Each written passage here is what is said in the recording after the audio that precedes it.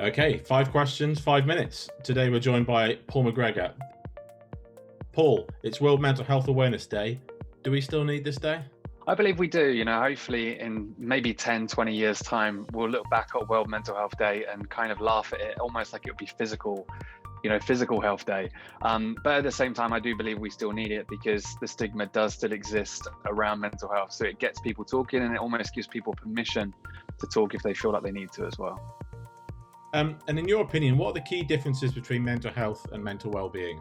This one, mental well-being just sounds a little bit more like people might want to discuss it. I still think there's a stigma around the word mental health.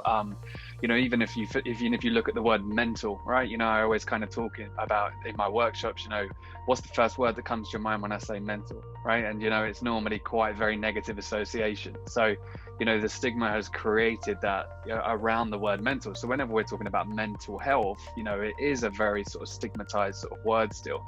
Mental well-being almost sounds a little bit more, we can do something about it. I think for me, well-being needs to be more of the focus, trying to get to that state of almost like happiness and working towards it. And I do believe, when we're looking at mental well-being, it kind of almost summarizes a journey that we're all on. Mental health isn't a destination that we're going to get to and that's it. It's, well-being is we're working towards something. So yeah, I kind of prefer mental well-being. But even the word mental still, if we can come up with something without mental being in it, I think it'll be even greater. And so what's an example of something you've seen a business do to support the mental health of their employees that particularly sticks out to you? Yeah, there's a lot, obviously. I think it's sometimes going with a really simplistic approach. We've discussed this between us, but there's so much that you can do that almost sometimes it becomes overwhelming. And then if you're a big organization and you do want to take it seriously, then you can sometimes, do too much and there's no strategy that's actually behind what you're doing.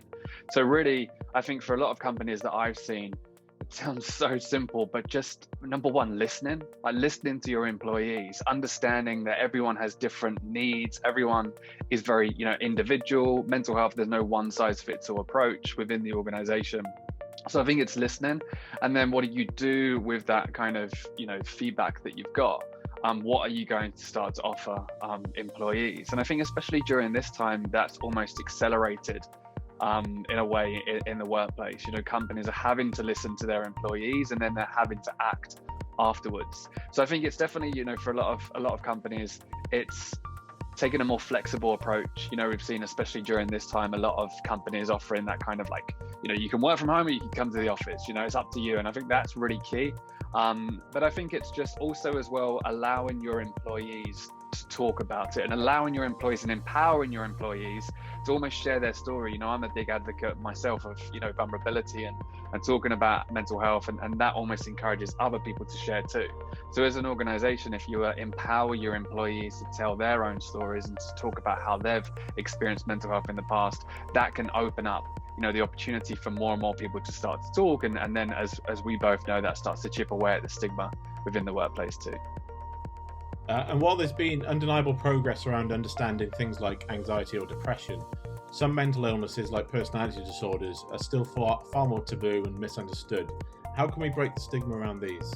Again, I think, education, I don't think we can blame ourselves a lot because we're not educated on this at all. I talk about from my own personal story of obviously, I lost my dad to suicide and didn't really know how to deal with it back then. And, my dad wasn't someone who you would say had a mental illness. On paper, everything seemed fine.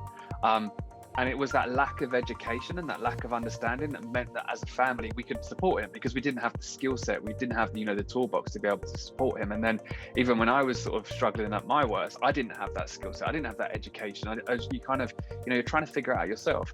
And I think that education is slowly getting better when it comes to, as you say, depression, anxiety, sort of general mental health. But when it comes to, different sort of, types of mental illness, that education still doesn't exist. So I think that's the key sort of part that we need to focus on. And I think a lot of it comes from, again, people sharing their own stories and understanding it.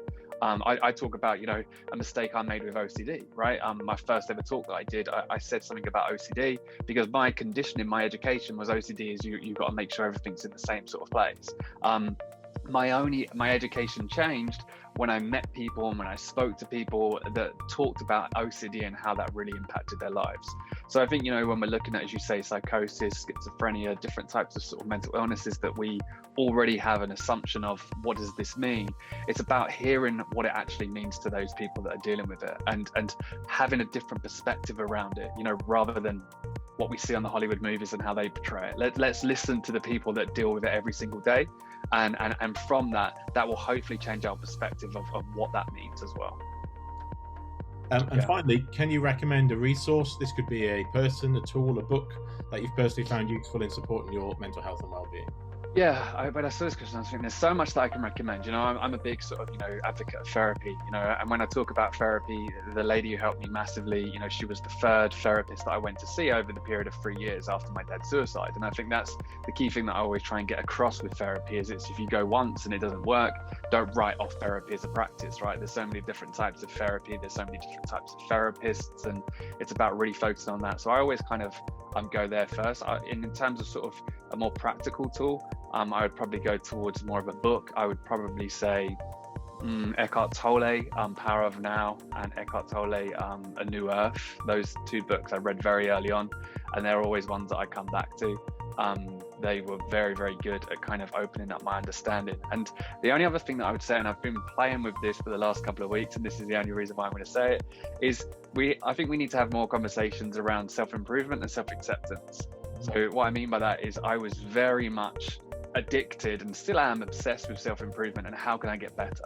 And the reason why that's me is because I don't want to end up like my dad. That's the biggest fear that I carry with me. So I've always been obsessed with self-improvement. But with that comes a trap that you don't self-accept, yourself. And it's always you're pushing for more. And when you get there, you're still not happy. So I think, all of these tools are really, really key, but we have to answer, are we using these tools to run away from something that we're kind of distracting ourselves from? And however deep that sounds, I think therapy is definitely the unlock of a lot of that stuff as well. Excellent. Thank you very much. Well, that was 5 questions in 5 minutes. Thanks very much, Paul McGregor. No worries. Thanks for having me on.